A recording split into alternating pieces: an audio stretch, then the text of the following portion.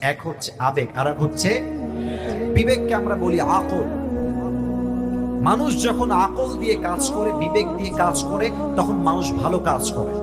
মানুষের মাঝে যেমন রয়েছে আকল বা বিবেক, ঠিক তেমনি ভাবেই রয়েছে নফস বা শয়তানের কুমন্ত্রণা।